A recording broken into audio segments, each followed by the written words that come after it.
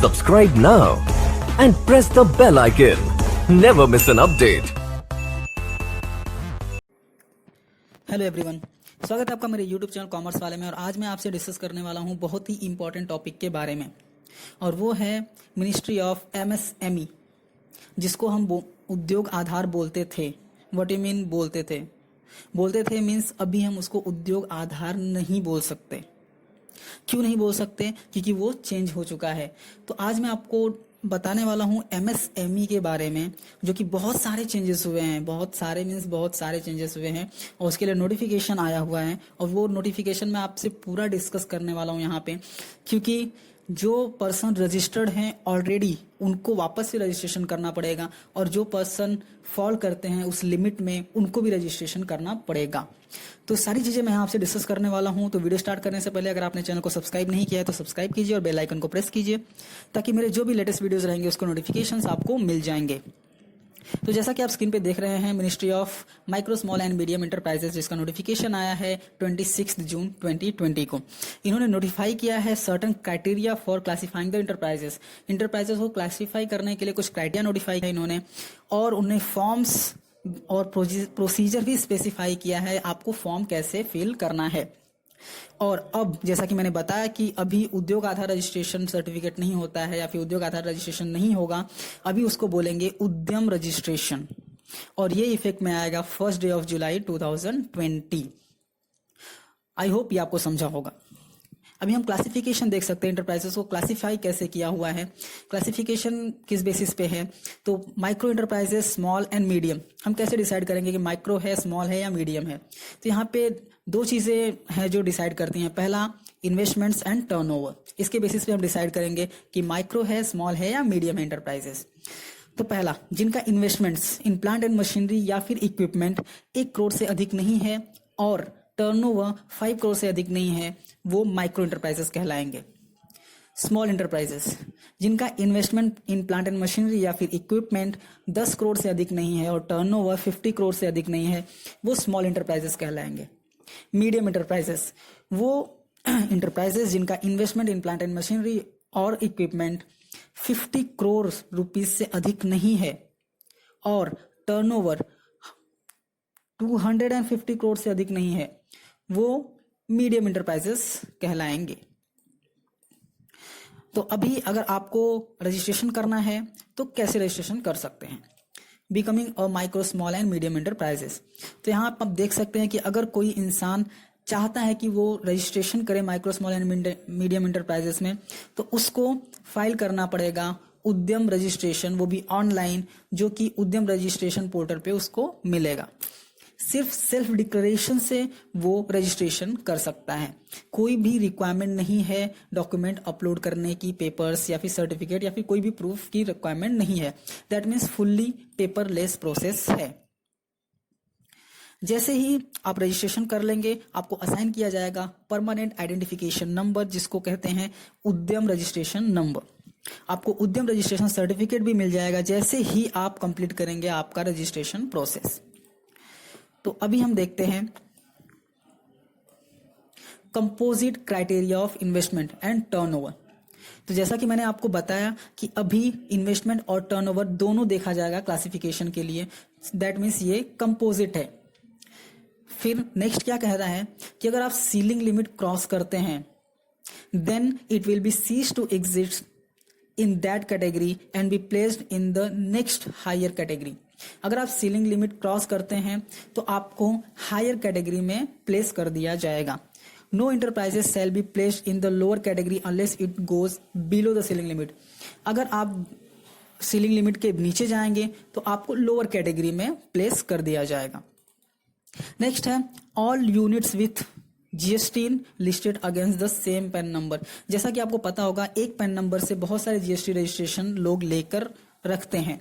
तो यहाँ पे क्या बोला गया है कि अगर आप एक पैन नंबर से बहुत सारे रजिस्ट्रेशन नंबर अगर आपने लिया है, तो सारे रजिस्ट्रेशन नंबर को कलेक्टिवली एक इंटरप्राइजेस माना जाएगा, और उसका टर्नओवर, कंपोजिट टर्नओवर और इन्वेस्टमेंट दोनों डिसाइड करेगा कि आप कौन सी कैटेगरी में फॉल करते हैं, माइक्रो में, स्मॉल में या मीडियम इंटरप्राइजेस में। तो अभी देखते हैं calculation of investment in plant and machinery और इक्विपमेंट।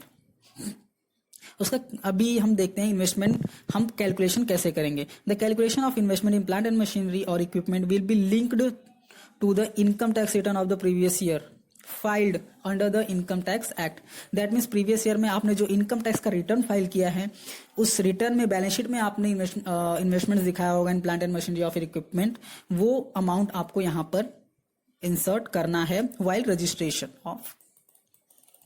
फिर अगर आप नए इंटरप्राइजेस हैं और आपने कोई भी आईटीआर फाइल नहीं किया है, तो प्रोप्राइटर का सेल्फ डिक्लेरेशन भी दे सकते हैं कि आपने अभी तक कोई आईटीआर फाइल नहीं किया है, सो आप प्रोप्राइटर सेल्फ डिक्लेरेशन भी दे सकता है।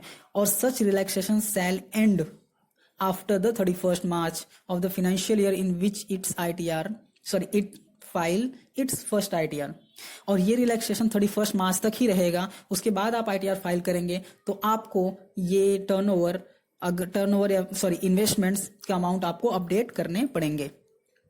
The expression plant and machinery of equipment, हम कैसे डिसाइड करेंगे कि प्लांट एंड मशीनरी यानी इक्विपमेंट का मीनिंग कैसे डिसाइड करेंगे। तो डिसाइड करने के लिए बताया income tax rule 1962 framed under the income tax act 1961 and shall include all tangible assets, सारे टेंजिबल एसेट्स को इंक्लूड करेंगे other than land and building, furniture and fittings. That means land and building और furniture fittings को छोड़ के सारे tangible assets को include कर सकते हैं। बट क्या होगा अगर आपने अभी तक आईटीआर फाइल किया ही नहीं है, तो आप परचेज इनवॉइसेस के बेसिस पे और सेल्फ डिक्लेरेशन के बेसिस पे आप डिसाइड कर सकते हैं कि आपका इन्वेस्टमेंट कितना है। और आपको ध्यान देना है कि परचेज इनवॉइस का अगर अमाउंट आप लेंगे तो उसमें आप जीएसटी इंक्लूड नहीं करेंगे। नेक्स्ट हम देखते हैं calculation of turnover. Export of goods और सर्विसेज और both shall excluded. That means export of goods service या फिर दोनों आप इंक्लूड नहीं करेंगे टर्नओवर कैलकुलेशन में। Information as regard turnover and export turnover for an enterprises shall be linked to the income tax and CGST act in GST. दैट मीन्स आपका टर्नओवर या फिर एक्सपोर्ट ऑफ टर्नओवर जो भी है वो आपके इनकम टैक्स या फिर जीएसटी में लिंक होना चाहिए, क्योंकि उसके बेसिस पे ही आप टर्नओवर डाल सकते हैं उस आपके रजिस्ट्रेशन करते समय। The turnover related figures of such enterprises which do not have pan, जिसके पास पैन नंबर नहीं है तो सेल्फ डिक्लेरेशन से अपना टर्नओवर बता सकता है और वो वैलिड रहेगा 31 मार्च 2021 तक। उसके बाद उसको पैन और जीएसटी नंबर कंपलसरी हो जाएगा। अभी देखते हैं रजिस्ट्रेशन प्रोसेस। तो रजिस्ट्रेशन प्रोसेस क्या रहेगा, आपको रजिस्ट्रेशन का फॉर्म मिलेगा उद्यम रजिस्ट्रेशन पोर्टल पे, no fees, fully free. Aadhaar number के बेसिस पे आप कर सकते हैं। Aadhaar number shall be of the proprietor proprietor का होना चाहिए अगर पार्टनरशिप फर्म है। मैनेजिंग पार्टनर का होना चाहिए अगर प्रोप्राइटर का होना चाहिए अगर प्रोप्राइटरशिप फर्म है। मैनेजिंग पार्टनर का होना चाहिए अगर पार्टनरशिप फर्म है। कर्ता का होना चाहिए अगर एचयूएफ है।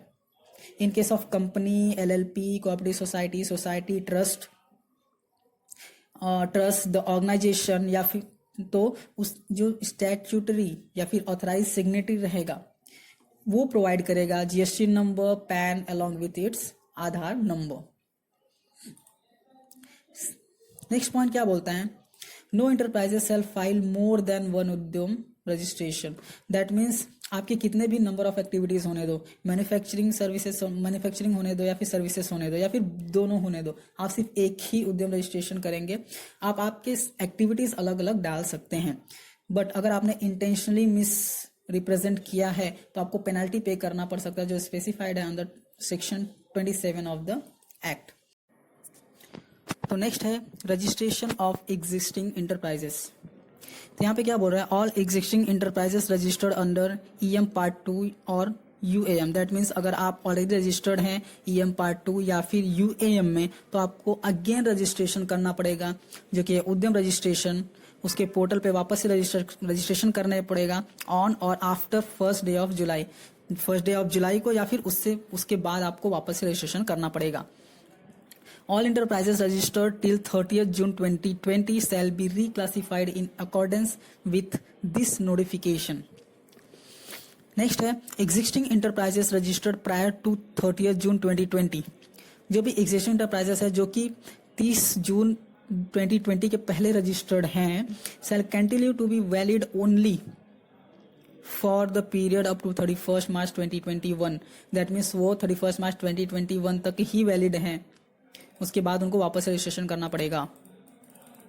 फिर नेक्स्ट है an enterprises registered with any other organisation.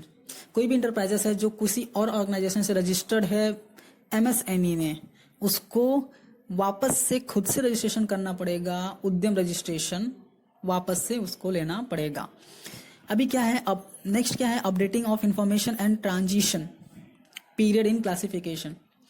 तो यहाँ पे क्या बोलते हैं कि एन एंटरप्राइजेस हैविंग उद्यम रजिस्ट्रेशन नंबर सेल अपडेट, जिसके पास उद्यम रजिस्ट्रेशन नंबर है उसको अपडेट करना पड़ेगा क्या, details of ITR GST returns of previous financial year and such other additional information as may be required on self declaration basis।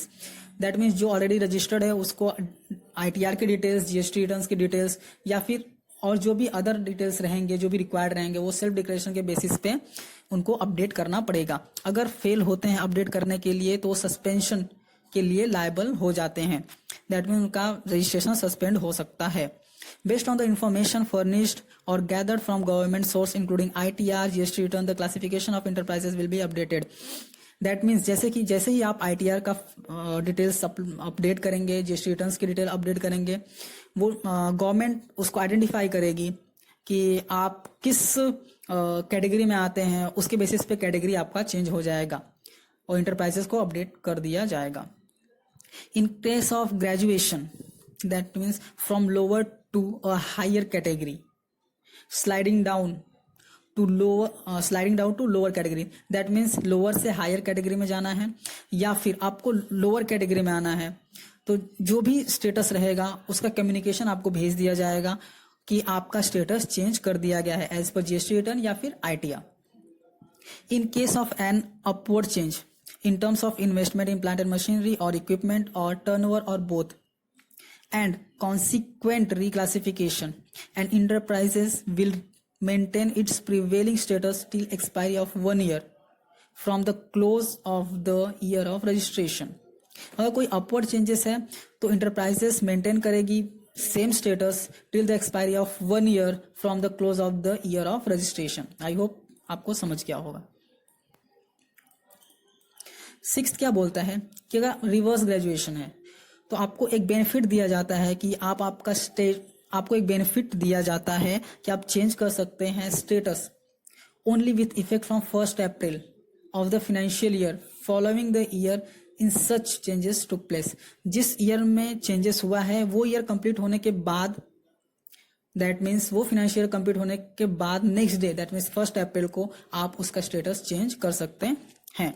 तो I hope जो भी इंपॉर्टेंट चीजें थी मैंने यहाँ पे आपसे डिस्कस कर ली हैं और आपको अच्छे से समझ में आ गया होगा और आप आपके फ्रेंड्स के साथ शेयर करेंगे। अगर उन्होंने ऑलरेडी रजिस्टर कर लिया है तो आप उनको बताइए कि उनको वापस से रजिस्ट्रेशन करना पड़ेगा, और अगर आपने रजिस्ट्रेशन नहीं किया और आप कैटेगरी में फॉल होते हैं तो आप रजिस्ट्रेशन कर लीजिए। तो मैं नेक्स्ट वीडियो अपलोड करूंगा जैसे ही रजिस्ट्रेशन का स्टार्ट हो जाएगा। दैट मीन्स नेक्स्ट मंथ से मैं इसका रजिस्ट्रेशन का फुल लाइव वीडियो अपलोड करने वाला हूं। तो अगर आपने अभी तक चैनल को सब्सक्राइब नहीं किया तो सब्सक्राइब कीजिए और बेल आइकन को प्रेस कीजिए ताकि मेरे जो भी लेटेस्ट वीडियोस रहेंगे उसके नोटिफिकेशन आपको मिल जाएंगे और आप अपडेटेड रहेंगे। और प्लीज लाइक कीजिए वीडियोस को। अगर आप लाइक करते हैं तो मैं मोटिवेट होता हूं कि हाँ मेरे वीडियोस आपको अच्छे लग रहे हैं। और ये सारी चीजें लाइक, शेयर, सब्सक्राइब, ये सारी चीजें फ्री ऑफ कॉस्ट हैं। तो आप प्लीज लाइक कीजिए, शेयर कीजिए और सब्सक्राइब कीजिए। Thank you so much and all the best.